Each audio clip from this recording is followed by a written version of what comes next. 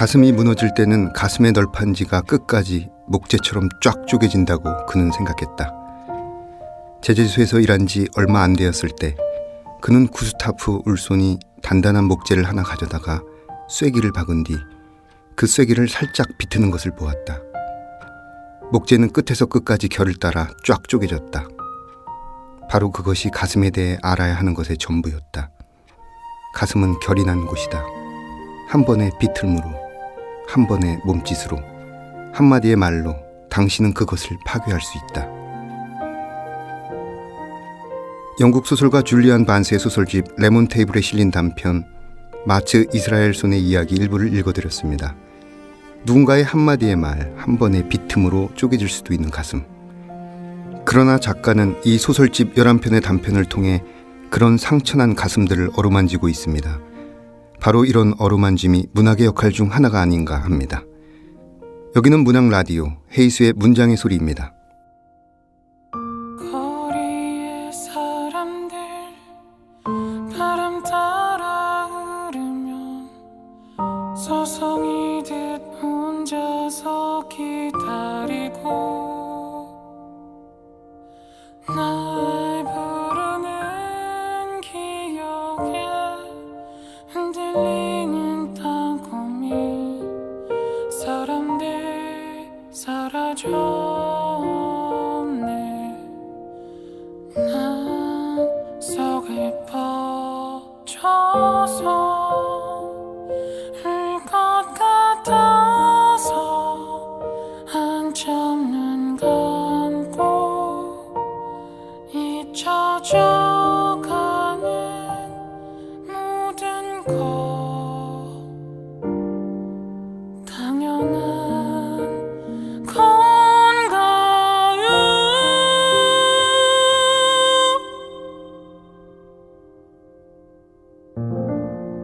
문학 라디오 헤이수의 문장의 소리. 네, 안녕하세요. 저는 문장의 소리 진행자 헤이수입니다. 오늘 작가의 방 두 번째 손님은 시인 한 분과 그리고 그 시인의 애독자 이렇게 두 분을 모셔봤습니다. 안녕하세요. 안녕하세요. 안녕하세요. 저는 시 쓰는 김현이라고 하고요. 저는 현님의 애독자 플로이라고 합니다. 아, 네, 애독자라고 하니까 뿌듯해지네요. 네. 김현 시인과 플로이. 네. 네, 와주셔서 감사합니다. 최근 발간된 시집 그중에서 화제를 모으고 있어서 많은 분들이 아시리라 생각되는데요. 김현 시인은 2009년 작가세계 신인상으로 데뷔를 하셨고요. 2014년 7월에 글로리홀, 그리고 2018년 2월에 입술을 열면 이렇게 두 권의 시집을 출간하셨습니다. 그 외 산문집 걱정 말고 다녀와, 아무튼 스웨터, 질문 있습니다 등이 있습니다. 네, 입술을 열면 소위 말해서 아주 따끈따끈한 시집이에요.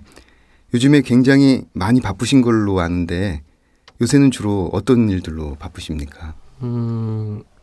네, 시집도 새로 나왔고요. 그리고 연달아서 산문집이 같이 나와가지고 그런 책들을 좀 알리는 일, 낭독회도 좀 자주 하고요. 네네. 그리고 이런저런 인터뷰 같은 걸로 책을 알리는 일을 하고 있어가지고 그게 조금 바쁘다고 하면 바쁜 일이고요.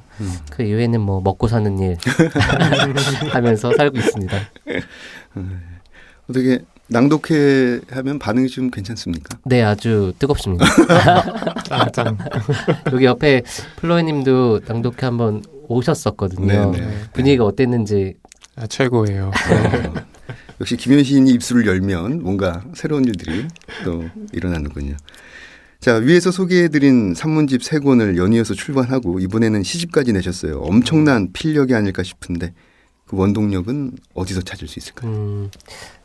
본의 아니게 어쨌든 시집이랑 산문집이 같이 좀 동시에 나와가지고 이런 질문들을 많이 받았어요. 원동력이 도대체 뭐냐. 그래서 보통은 저의 성실함 이렇게 얘기를 했는데 그렇게 성실함만 계속 얘기하다 보니까 또 다른 이유가 필요해가지고요.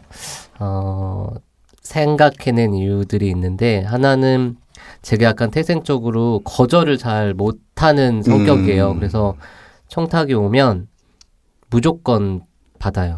무조건 받고 쉽게 청탁을 수락하는 그런 편이에요. 그리고 글이 쌓여 있어가지고 이번엔 도저히 안 되겠다라고 마음을 먹어도 청탁 전화해 오신 분의 목소리를 딱 들으면 그러세요 하고 누그러져가지고 또 수락을 하더라고요. 그래서 거절을 못하는 성격 탓도 있는 것 같고요. 네.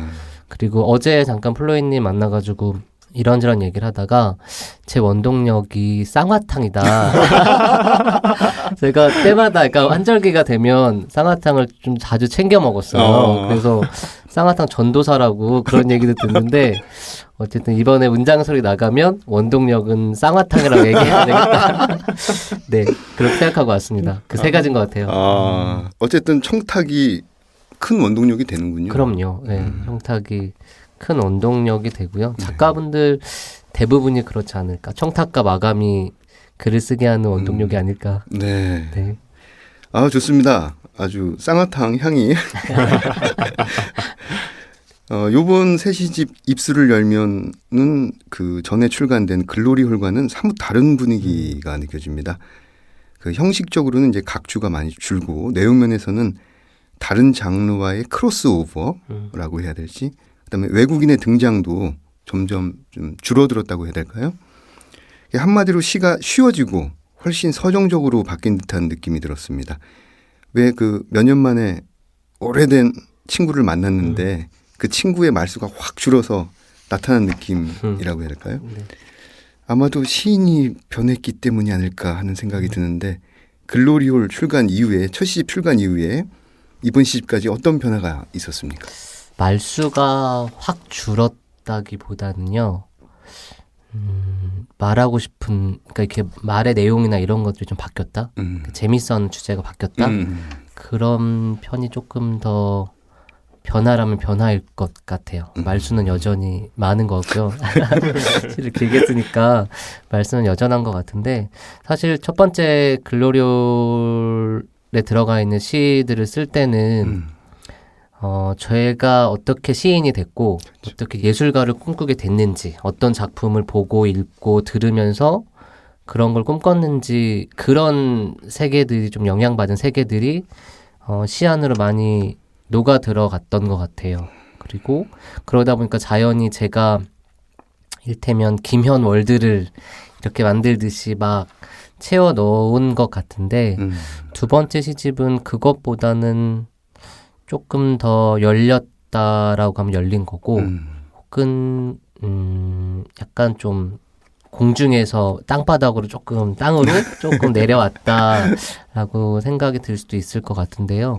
그게 좀 자연스러운 것 같아요. 제가 작가가 되고 첫 시집을 묵고 그 이후에 이런저런 동료들이랑 같이 뭐 연대 활동도 하고 혹은 뭐 시민으로서 어떤 행위를 하거나 했던 것들이 자연히 시 속으로 녹아든 것 같아요. 그래서 아마도 그런 부분들이 조금 변화를 감지하게끔 한 게 아닐까라고 생각이 듭니다. 네.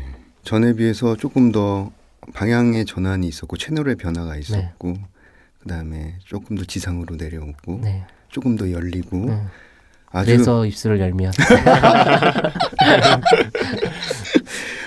네. 이번 시집 입술을 열면에는 그 빛의 이미지가 많이 나오고 또 작가의 말에도 빛이 있는 곳에서라는 표현이 있는데요. 이번 시집에서 특별히 어떤 빛의 이미지를 따라간 계기가 특별히 따라갔다라는 건 잘 모르겠어요. 실은 시가 이렇게 뭔가 딱 이렇게 각오하고 쓰면 또 쓰인 대로 나오는 게 아니잖아요. 그래서 자연히 쓰이는 대로 하다 보니까 저도 모르게 빛과 관련된 이미지나 어떤 소재들이 많이 쓰인 것 같은데 첫 시집에도 사실은 그게 조금씩 들어가 있었거든요. 근데 빛과 어둠 이런 것들이 실은 뭐 시쓰기에 가장 출발이 되는 이미지인 것 같아요. 저한테는 이게 어떤 아주 껌껌한 가운데 한 줄기 빛이 탁 들어오는 이미지거나 혹은 아주 밝은 가운데 그림자가 싹 하나 생기거나 하는 것들이 어쨌든 제 글이나 시에 딱 촉발되는 이미지, 먼저 연상되는 그런 게 아닐까. 그래서 그런 이미지도 좀 생긴 게 아닐까라는 생각이 들고요. 그리고 제가 실은 빛이라는 말을 저와 가장 가까이 있는 사람을 부르는 애칭이에요. 보통 때 그냥 일상적으로는 다른 말로 부르는데 네. 약간 각을 잡고 뭔가를 할 때는 네. 빛이라고 이렇게 부르거든요. 근데 네.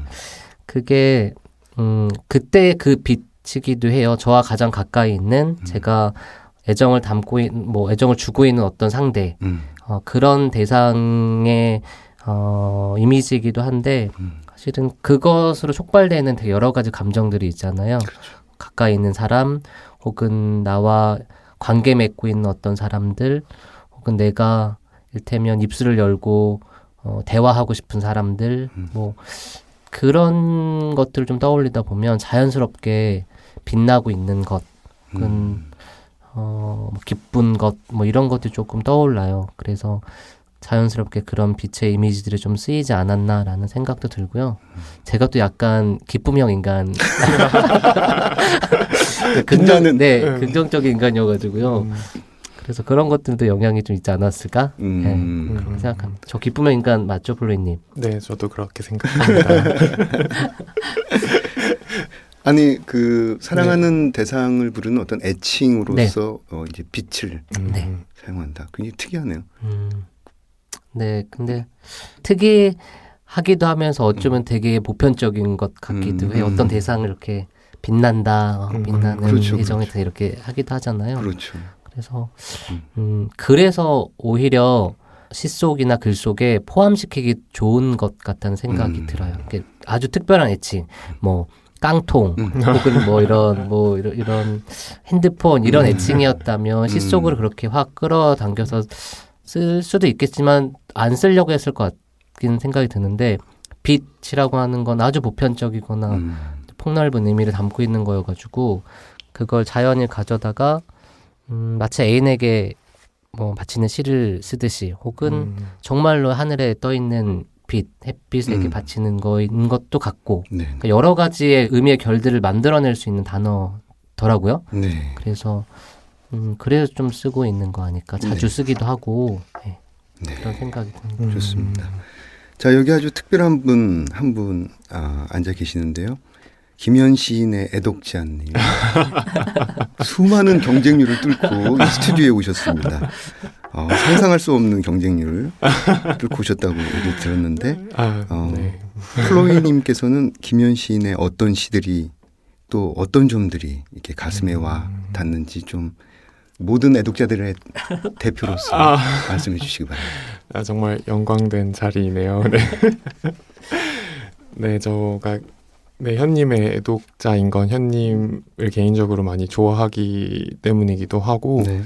또 현님의 시를 읽었을 때 되게 좋은 시들이 그런 것처럼 저를 어떤 좀 다른 곳, 좀 원래는 있지만 제가 잘 감지하지 못하고 있던 어떤 세상으로 저를 데려가 주기 때문이기도 한데 하지만 또 한편으로 현님의 시를 특히 이번에 입술을 열면의 시집의 시들을 읽고 생각을 해보면 좀 저한테는 내가 어디에 있지? 그럼 나는 어떤 나라의 시민이고 내가 무엇을 먹고 어디를 산책하고 내가 누구와 사랑에 빠지는지 약간 그런 제가 있는 자리, 제가 지금 여기 있지만 그럼에도 불구하고 제가 있는 어떤 자리로 저를 좀 데려와주고 네 다녀오라고 말해주는 어떤 시들이었던 것 같아요. 그래서 네 참 좋게 읽었고 네 그래서 그 글로리올의 인간이란 시가 맨 뒷표지에 있었는데 이번에 또 입술을 열면을 딱 펼치면 이제 두 번째로 등장하는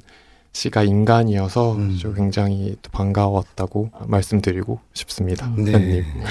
고맙습니다. 옆에서 애독자의 얘기를 아주 이렇게 가까이서 들을 일이 이렇게 많지는 않잖아요. 그렇죠. 지금 이렇게 듣고 있으니까 약간 민망하기도 한데 네. 한편 되게 기분 좋기도 하고 예. 그러네요. 거의 뭐 이 애독자 한 분이 천군만마와 같은. 네, 말씀을 너무 잘하셔가지고 깜짝 놀랐어요. 정말 이 말씀 듣다 보니까 내가 어디에 있지? 막 이런 생각이 네네네. 예. 하여튼가 어디 저도 먼 곳으로 데리고 갔다 온 듯한 느낌이 듭니다. 네. 자, 그럼 다시 잠깐 또 김현 시인에게 마이크를 넘겨서요. 그 시에 나오는 등장인물, 그 다음에 어떤 시를 쓰던 상황 등이 또 이번에 출간하신 산문에 또 고스란히 다시 등장하기도 하는데요. 어떤 의도가 있었던 걸까요? 사실 앞서 말씀드렸는데 글로리올에 들어가 있는 그 시들을 쓸 때는 제가 어쨌든 제가 생각하고 있는 세계를 만드는데 되게 집중해가지고 쓴 것들이었어요. 근데 두 번째 시집에 들어가 있는 시들이 쓰일 때는 그것보다는 아까 조금 더 그 바닥으로 내려왔다 그러는데 그게 사실은 되게 현실 감각을 가지고 좀 더 쓰게 됐다 시들을 그런 걸 거예요. 근데 그러다 보니까 자연히 제가 현실에서 부딪혔던 상황이나 관계 맺었던 인물들을 통해서 시가 이렇게 착상이 된 것들이 많았어요. 그러다 보니까 자연히 산문집에서 어떤 나왔던 인물이나 상황들이 고스란히 시로 옮겨오기도 됐고요. 근데 다만 그게 1대1로 그렇게 되면 안 되겠다라는 생각은 조금 가지고 있는 편이에요. 산문 쓸 때 기면과 시를 쓸 때 기면은 좀 다른데 때문에 산문은 어떤 재료들을 가지고 그냥 이렇게 막 비벼놔도 비빔밥처럼 이게 산문집은 그런 글인 것 같은데 시는 그렇게 재료들을 냅둬가지고 비벼놓는다고 해서 만들어지는 건 아니라는 생각이 들어요. 네. 약간 저희가 원두커피 이렇게 드립할 때 물 쫙 버가지고 밑에 추출물이 뚝뚝뚝 떨어져가지고 나오잖아요. 근데 시는 오히려 그런 재료들 다 냅두고 그것들에 어떻게 물을 붓고 어떻게 이렇게 시간을 들이는가에 따라서 달라지는 추출물이 시라는 생각이 있어가지고 그렇게 써야 된다 시는 그런 편이에요. 그래서 똑같은 상황이나 인물이 있더라도 그것이 시가 될 때는 분명히 다른 것 그리고 김현의 것만이 아니라 어쨌든 되게 보편적이거나 그렇게 좀 바뀌어야 되지 않을까라는 생각이 들어가지고 시를 쓸 때는 어쨌든 그런 조금 생각을 가지고 쓰는 편이긴 한 것 같아요. 우리 애독자님께서는 김현 시인의 시와 산문 중에서 어떤 각기 다른 매력이 있겠죠? 네, 네. 한번 애독자님께서 정의하시는 각기 다른 매력이라면 어떻게 생각하십니까?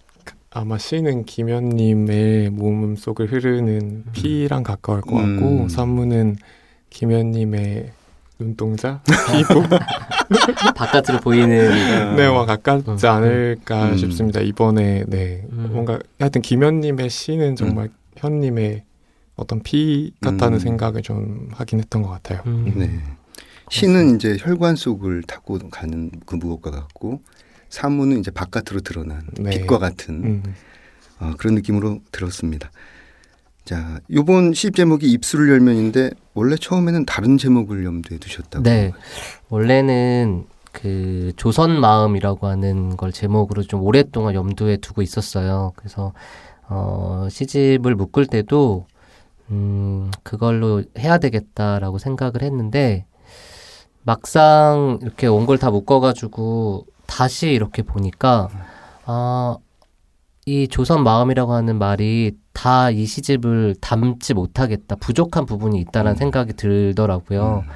근데 그게 왜 그런가 하고 봤더니 제가 시집 안에 시 안에 이렇게 입술이거나 손이거나 뭐 이렇게 말이거나 목소리거나 하는 것들 많이 썼더라고요. 그래서 내가 애초에 시집을 묶으려고 하는 시들을 쓸 때는 어떤 마음을 담으려고 했는데 이 시가 내 손을 떠나는 순간에 혹은 내 손에서 나왔던 순간에는 굉장히 더 몸에 가까운 거구나. 더 능동적으로 이렇게 하려는 시들이구나라는 생각이 드는 거예요. 그게 딱 보이는 거예요. 시집으로 묶고 나니까. 그래서 그럼 바꾸자. 차라리 그 마음이라고 하는 것은 시집 안으로 넣고 시집 바깥으로는 어떤 육체적인 것들 조금 더 움직임이 있거나 능동적인 것을 밖으로 빼내자라는 생각이 들어서 입술을 열면 미래가 나타나고 이렇게 쳤어요. 좋아요. 네. 근데 그렇게 져서 이제 편집부에 넘겼더니 되게 해안이 있는 편집자가 뒤에 있는 말, 미래가 나타나고가 너무 독자의 몫이 없는 것 같다. 그래서 입술을 열면 뒤에 독자가 어떤 말을 붙일지 여지를 좀 주자, 여백 같은 걸 주자라는 의견을 줬고 근데 그 얘기를 듣고 보니까 내가 다 이렇게 패를 던져주는 것보다는 이 시집이 독자들을 통해서 생성하는 게 있게끔 또 만들어 보자 라는 생각이 들어서 그래서 그걸 좀 빼고 입술을 열면이라고 네, 제목을 정하게 됐고요. 네. 네, 그래서 안에 사실 제가 시집 제목을 지을 때 시 제목을 보통 이렇게 거는 경우도 있는데 그렇게 잘 안 하려고 하는 편이에요. 저는 약간 한 권의 시집이 한 편의 시처럼 보이는 거가 좀 그렇게 바래서 그래서 보통은 전혀 상관없는 시 제목이 아닌 제목을 뽑으려고 하거든요. 그래서 그렇게 입술을 열매라고 달아놓고 안쪽에 이제 본래는 조선마음 4, 조선마음 11 이렇게가 아니었는데 네. 이제 그것들을 다 조선마음을 붙여가지고 바꾸게 됐습니다. 네. 아유, 잘 바꾸셨은 것 같아요. 애독자님 의견 어떠십니까? 네, 저도 입술을 열면 네, 좀 더 낫지 않은가 그렇게 생각합니다. 네. 그리고 김현 시인 하시는 일이 굉장히 다양합니다. 뭐 단편영화 감독, NGO 활동가, 출판 편집까지 이 많은 일들을 어떻게 소화하시는지 궁금합니다. 다 옛날 일들이고요. 네. 옛날에 영화도 좀 찍어보고 뭐 NGO 활동가, 마을 활동가 같은 것들도 하고 책 만드는 일도 했는데 다 지나왔던 일들, 해왔던 일들이고요. 지금은 먹고 사는 일, 그 오프라인이나 온라인 강좌 같은 거를 기획하면서 기획자로 먹고 살고 있고요. 그리고 그거 말고 하나 더 하는 거는 실은 뭐 여성인권 영화제에서 프로그래머 하는 건데 그렇죠. 그것도 이렇게 때가 딱 있는 일이에요. 그렇다면 1년 내내 그 일을 하는 게 아니고 그렇죠. 뭐 때가 돌아오면 영화제가 열릴 때쯤 되면 딱 돌입을 하는 거여가지고 네 그래서 가능한 것 같고요. 주구장창 그 일을 2잡, 3잡 이렇게 해야 되는 거였으면 진작에 나가 떨어졌거나 쌍화탕을 상시 복용을 했어야 될 것 같은데 네 어쨌든 그런 일은 아니어서 하게 되는 것 같고요. 하고 있는 것 같고 그 이외에 뭐 이러저러한 작가로서 혹은 시민으로서 하는 연대 활동들은 그건 역시도 제가 막 죽을 힘을 다해가지고 하는 건 아니거든요. 그냥 할 수 있을 만큼만 하는데 그게 저는 진짜 중요하다고 생각해요, 스스로. 남들이 뭐라 그러든지 간에 내가 내 생활을 지키면서 할 수 있을 만한 연대 활동을 한다든지 투쟁을 한다든지 그래도 그것만으로도 좋거나 의미 있는 게 아닐까라는 생각이 있어요. 네. 그래서 가능한 것 같아요. 그 많은 일들을 네. 제가 혼신을 다해서 할래요라고 했으면 못했을 것 같고 네. 가끔은 땡땡이도 치고요. 이렇게 농땡이도 부리고요. 네.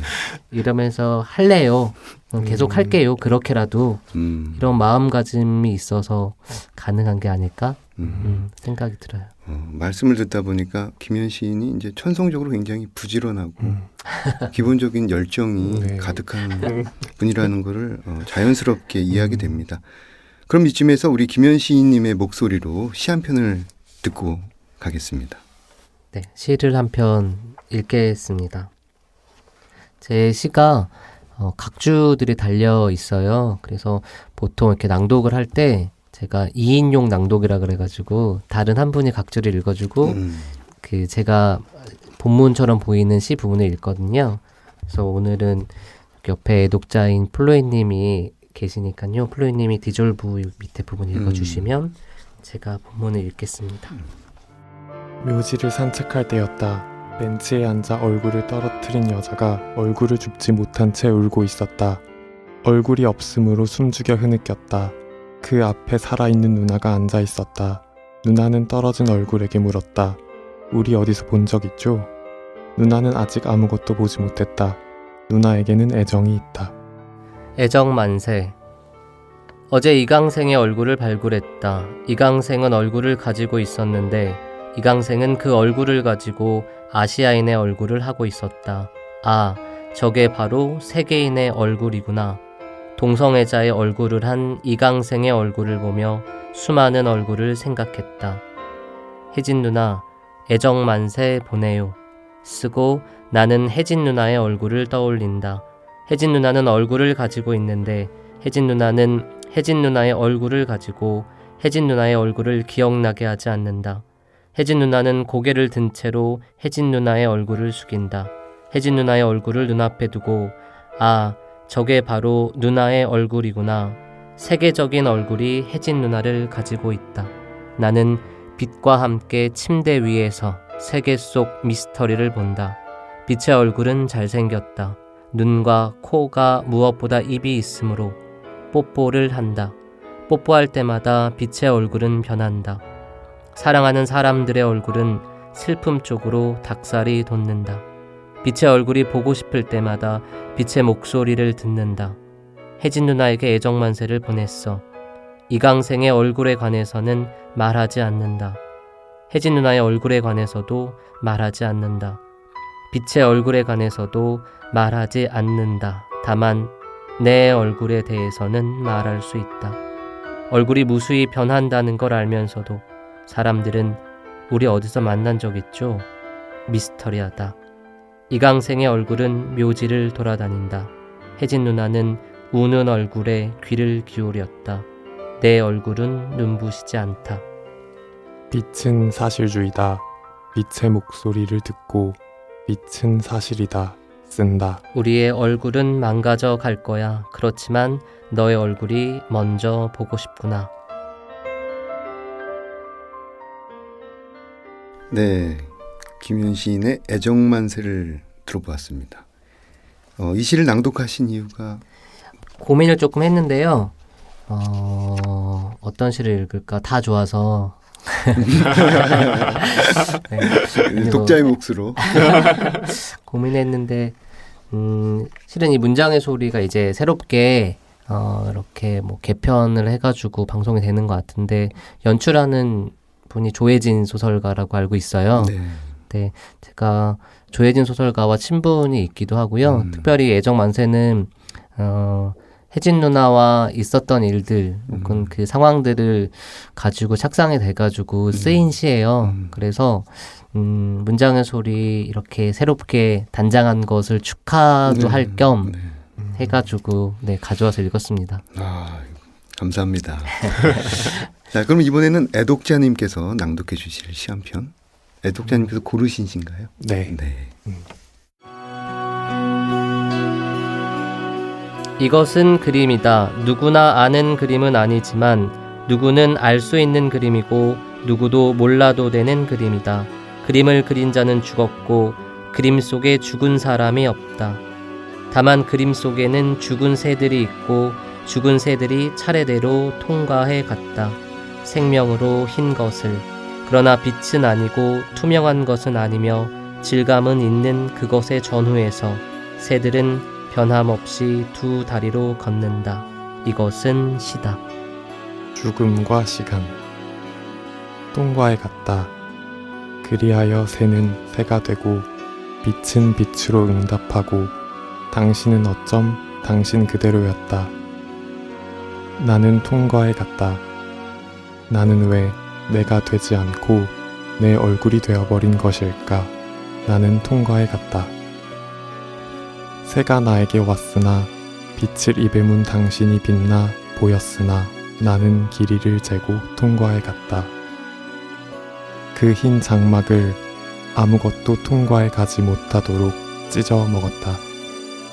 더러워 찢긴 그것이 통과해 나는 갔다. 나의 얼굴은 더는 나를 기억하지 못하고 새는 첫째 가는 빛으로 빛은 죽음의 새로 당신 얼굴은 어쩜 내가 되었다. 시인은 흰 것을 초록 위에 세운다. 생명. 그것은 설치고 평면이다. 화가는 흰 것을 보지 않고 초록색을 칠한다. 그것은 회화고 입체이다. 화가는 그 시에 죽음이라는 제목을 붙이고 시인은 그 시가 아닌 것에 시간이라는 제목을 붙인다. 이것은 그림이다.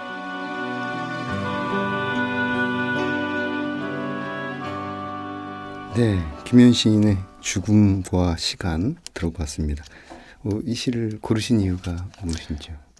제가 정말 모든 시들이 다 좋은데 제가 어떤 시들은 이게 시집을 읽을 때 참 좋다라고 느끼기도 하지만 그 이후에 좀 더 어떤 의미들이 만들어지기도 하는데요. 제가 친구가 되게 늦게 군대를 갔는데 거기서 이제 뭔가 시를 하나 적어 보내주고 싶다라고 생각을 해서 이 시를 이렇게 시집을 펼치다가 그럼 이 시를 왠지 보내야겠다 싶어서 적어서 이렇게 보냈더니 그 친구도 자기가 평소라면 시 잘 안 읽는데 군대 있으니까 이걸 되게 여러 번 읽어보게 된다 이런 얘기를 하면서 저게 답장을 보내왔어요. 그래서 그래서 이 시가 어떤 저에게 또 다른 의미를 만들어 주었기 때문에 이 시를 한번 읽어보게 되었습니다. 네. 군대에서는 정말 살고 죽는 것과 시간에 대해서 많은 생각을 하게 되는 것 같아요. 네, 그렇죠. 통과해 가는 어떤 일이기도 하고요.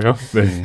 그 플로이님께서는 김현 시인의 시를 색깔로 표현한다면 뭐 어떤 색깔로 표현한다면 이 입술을 열면이라는 시집 중에 진실은 검은 피가 든 하얀 꽃 뭐 이런 구절이 있는데 아마 그런 것과 좀 유사하지 않나 저는 생각이 됩니다. 어떤 하얀 꽃 특히 검은 피 같은 하얀 꽃. 검은 피가 흐르는 검은 피가 흐르는 하얀 꽃. 네. 어우 좋습니다. 우문현답이라는 게 바로 이런 것들이 그런 것 같습니다. 저랑 약간 통했어요. 네. 저도 무슨 색깔일까라고 생각했는데 저도 이렇게 흰색이면서 검기도 하고 검으면서 흰색인 것도 같은 색이 아닐까 이랬는데 마침 딱 말씀해 주셔가지고 제가 시를 통과해 갔다는 느낌이 듭니다. 오늘 보이지 않게 뭔가 많은 것들이 통하고 있습니다. 김현 시인님이 준비하신 사운드 앤 스토리 들어보도록 할까요? 네.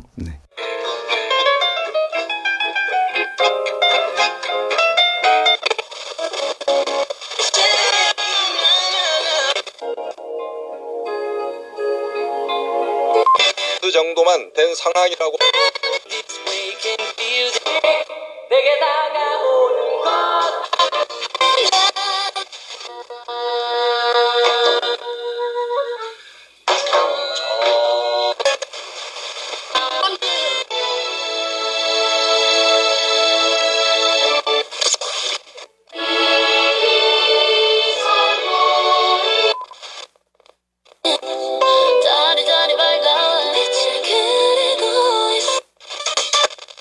한국은 풀캡보다 PhD가 제일 높은 나라예요. 그 무슨 얘기?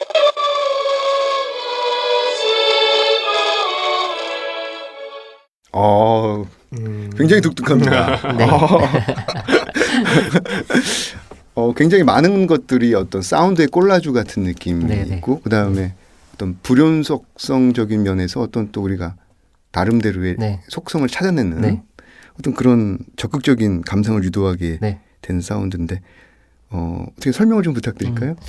아니 지금 헤이수 DJ님이 얘기를 해주셨는데 저게 더 멋진 것 같다 그런 생각이 들었는데 실은 어떤 소리를 좀 가지고 올까 생각이 좀 많았어요. 뭐 먹는 소리를 할까 요리하는 소리를 할까 뭐 자면서 코 고는 소리를 할까 이랬는데 생각해보니까 제가 제일 자주 듣는 소리가 라디오예요. 제가 라디오를 되게 자주 듣거든요. 뭐 이동할 때도 그렇고요. 뭐 집에서 혼자 있을 때 그리고 밤에 특히 심야 라디오를 좀 들어요. 자주 들어가지고 익숙한 소리이기도 하고 그리고 라디오를 들을 때 특히나 심야에 라디오를 들을 때 이렇게 이상한 감정에 좀 휩싸일 때가 있어요.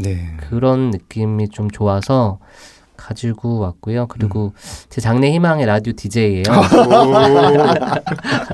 그래서 이 나이에 무슨 장래 희망이냐 이러겠지만 인생은 어떻게 될지 모르니까 그래서 장래 희망을 다 가지시라고 그래서 골랐습니다. 희망을 가지면 이루어지더라고요. 아주 독특한 사운드. 저도 들으니까 굉장히 기분이 좋고 여러 가지 생각이 들게 됩니다. 자, 이제 보내드려야 할 시간이 왔습니다. 오늘 어떠셨나요? 문장의 소리 청취자를 위해서 소감 한마디 부탁드립니다. 먼저 애독자 플로이님. 네, 여기에 출연할 수 있게 돼서 정말 영광이라고 생각하고 또 모든 이 방송을 들으시는 모든 분들께 현님의 기쁨이 전해지기를 바랍니다. 아, 네, 저도 사실은 이제 시작인 느낌인데 이제만 뭐가 풀려가지고 더 길게 할 수 있을 것 같다라는 생각이 드는데 그 정도로 시간이 가는 줄 모르고 편하고 재밌게 이야기한 것 같고요. 듣는 분들도 그런 기분으로 잘 들어주시면 좋겠고 옆에 애독자님 귀가 너무 새빨개지셨어요. 제가 옆에 이제 보고 있는데 저런 새빨간 느낌이 나는 방송이면 좋겠다. 그런 생각이 들고 어쨌든 불러주셔서 감사합니다. 네, 감사합니다. 감사합니다. 네. 네, 김현 시인님 보내드리고 저는 2부 책들의 방에서 찾아뵙겠습니다.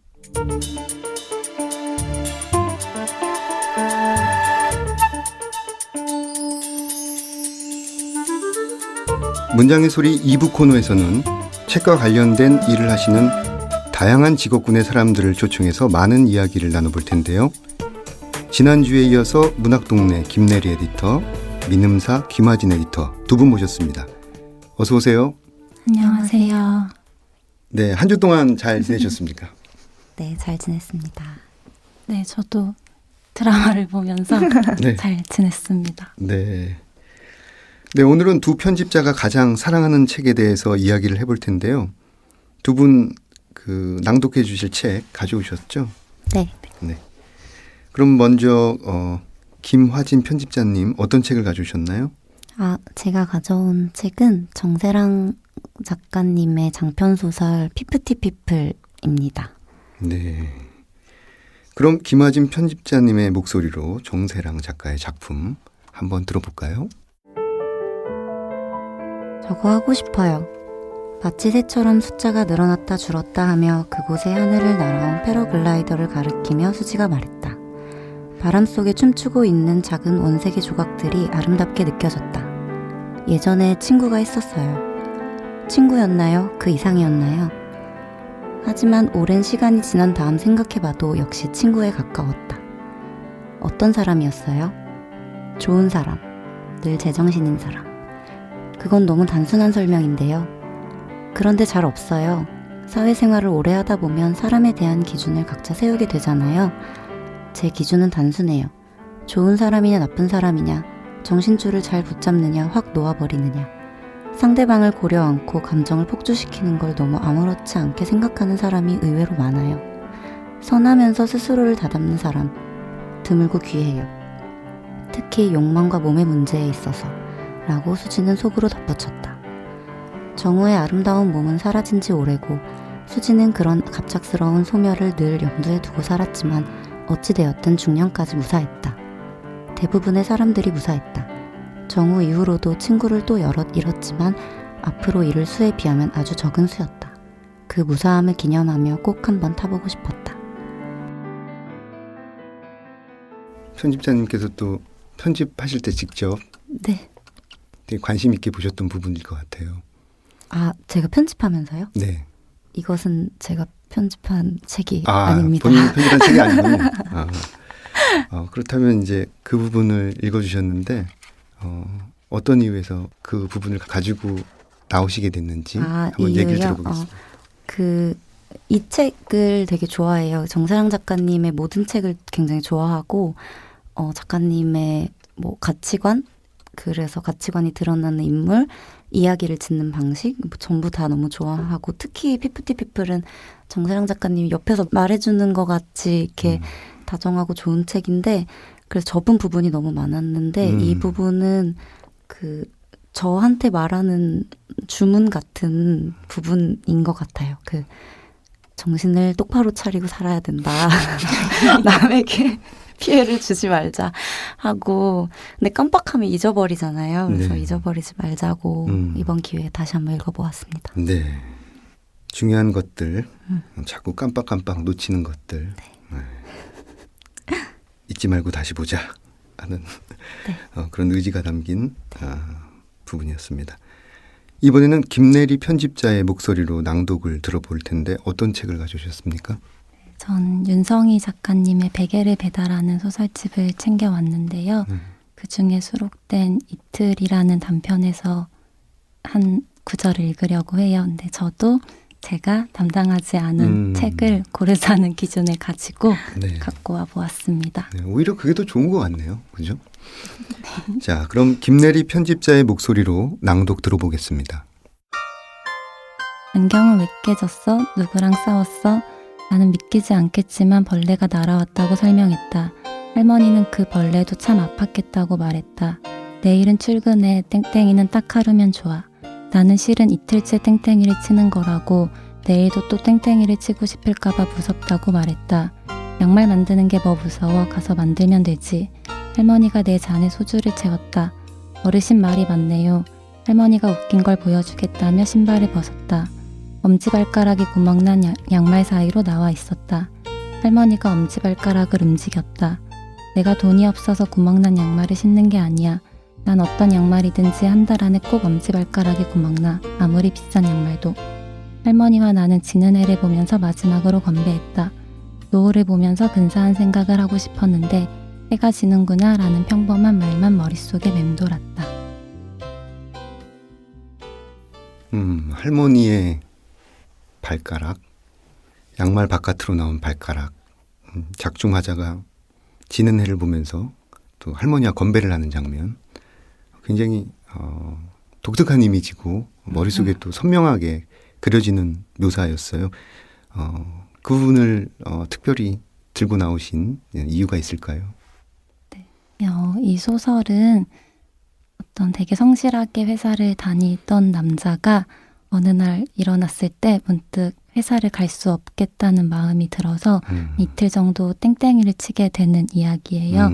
그래서 그런 와중에 평소에는 놓치고 있었던 어떤 부분들을 새롭게 발견하게 되는데 이 부분도 우연히 만난 할머니와 대화를 나누는 장면이에요.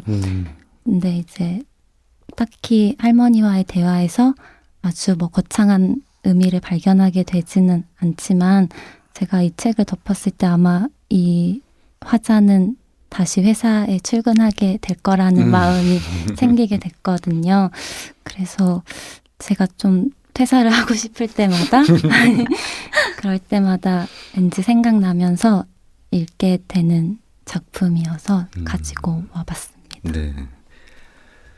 근데 요즘에도 퇴근하시면서 내일은 퇴사를 해야지라는 생각을 하시나요? 종종? 아니요. 요새는 정말 아무 생각 없이 왔다 갔다 출퇴근을 하고 있습니다. 네. 최대한 그런 생각을 안 하려고 하고 있어요. 네. 드라마가 그런 생각을 또 상당히 막아주기도 하고요. 네. 아주 없애주고 있어요. 김화진님. 저요? 네. 회사 가는 거요? 네. 전 너무 좋은데요. 아니 그게 아니라 저 이사를 갔는데 네. 회사에서 좀 가까워진 거예요. 그거 중요하죠. 그래서 진짜 너무 좋더라고요. 출퇴근 시간이 줄어서 저 요즘 이렇게 산뜻한 몸과 마음으로 다니고 있습니다.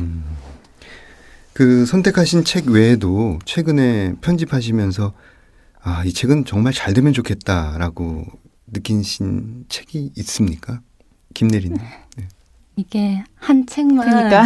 말하는 것은 너무나 어렵기 때문에 네네. 가장 최근에 편집한 책을 말하기로 결심을 했어요. 그래야죠. 그래서 얼마 전에 출간된 2018 제9회 젊은 작가상 수상 작품집이 있는데요. 네.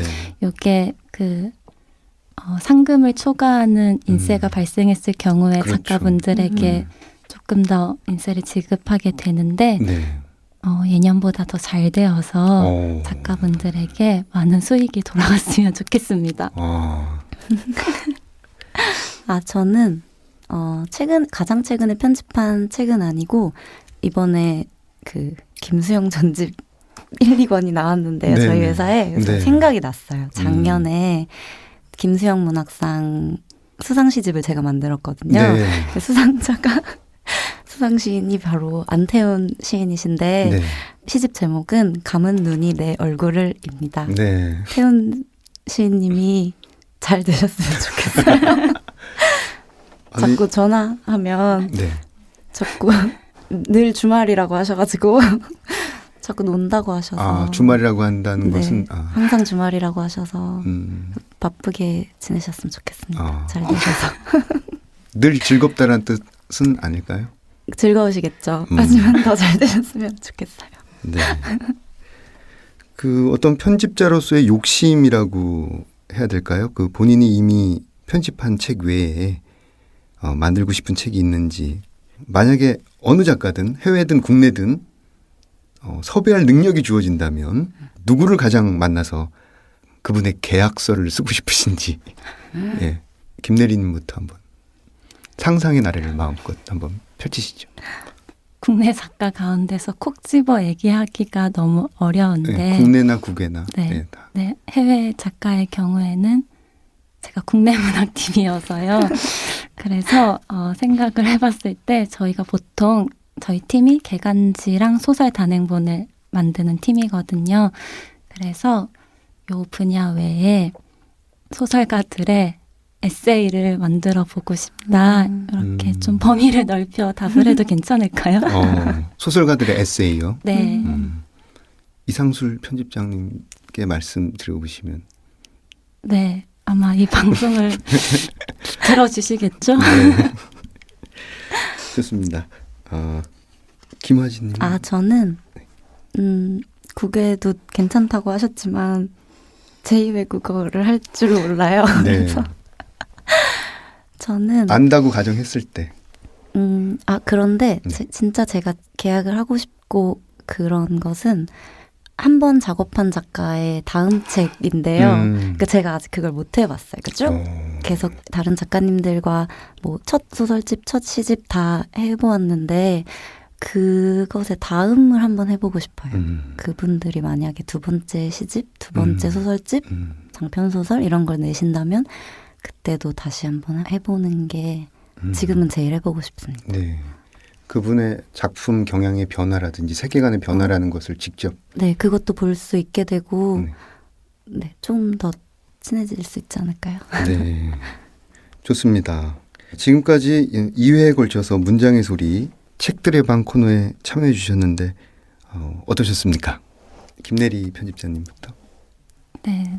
저는 생각했던 것보다 더 즐겁게 할 수 있었고, 앞에서 계속 환하게 웃어주셔서 좀 걱정이 덜어졌습니다. 네. 말씀을 워낙 재밌게 하셔가지고. 네. 네, 저도 김화진님. 네. 헤이스 작가님 만나 뵈서 너무 반갑고 좋고 내리님이랑 같이 있었던 시간도 다 너무 재밌었고요. 불러주셔서 감사합니다. 네. 두 분 이렇게 찾아와 주셔서 문학 관련된 종사자들의 이야기, 책과 관련된 업종에 근무하시는 여러 이야기를 들려주셔서 제가 더 고맙습니다. 네, 지금까지 문학 라디오 문장의 소리, 저는 헤이수였고요. 그리고 첫 책을 출간한 작가들의 첫 책 소개가 있겠습니다. 저는 미리 인사드리겠습니다. 다음 주에 뵙겠습니다.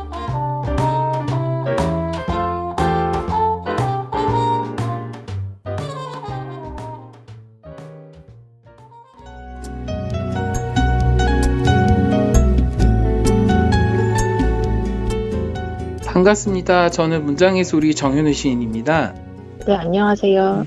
박사랑 소설가님 첫 책이 나왔는데요. 출간 이후에 어떻게 보내고 계신가요? 예, 출간 이후에는 최근에는 서로의 나라에서라는 제목의 이별 테마 소설집에 참여를 했고요. 그다음에 개인적으로는 장편 소설을 쓰고 있습니다.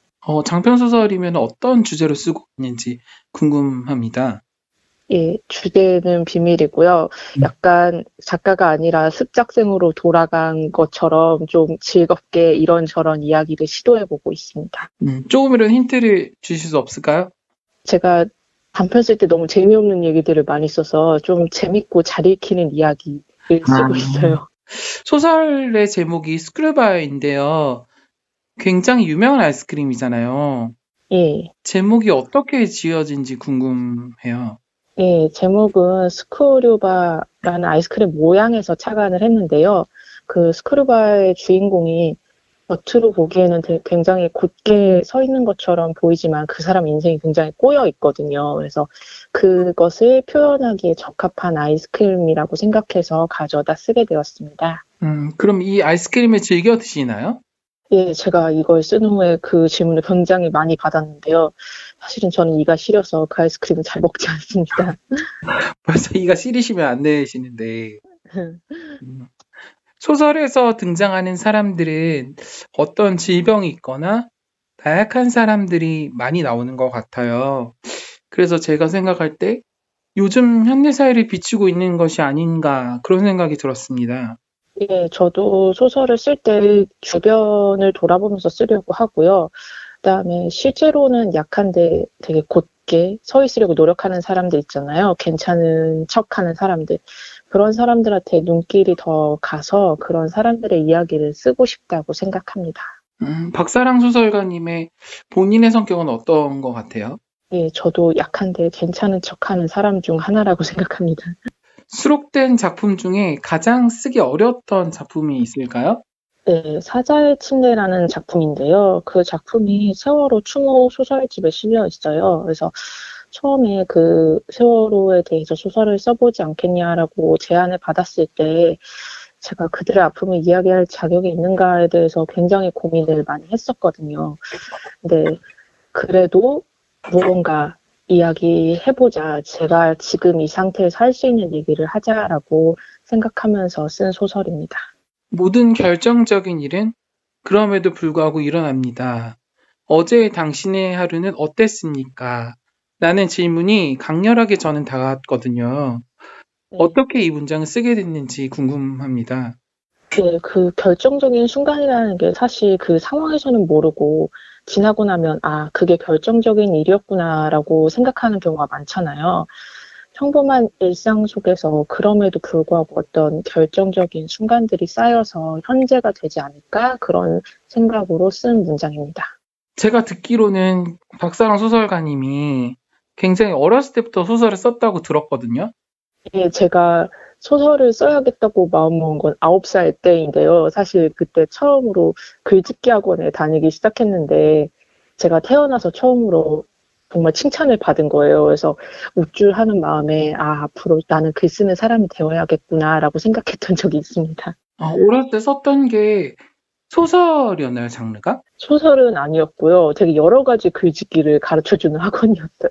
박사랑 소설가님의 소설을 보면 엄마의 모습들이 굉장히 다양하게 나오고 있는데 우리가 생각하는 엄마의 모성으로 기록되지 않는 그러니까 다른 엄마들이 나오고 있는데 사랑 소설가님에게 모성이란 무엇인지 궁금해요. 예, 저는 모성이란 한 가지 형태가 아니라고 생각하거든요. 엄마가 10명이면 모성의 형태도 10개이지 않을까라고 생각합니다. 근데 우리 사회 같은 경우에는 어떤 모성의 모습을 정해놓고 그것만이 옳다라고 약간 만드는 경향이 있는데 저는 다양한 모성이 존재하면 좋지 않을까라고 생각합니다.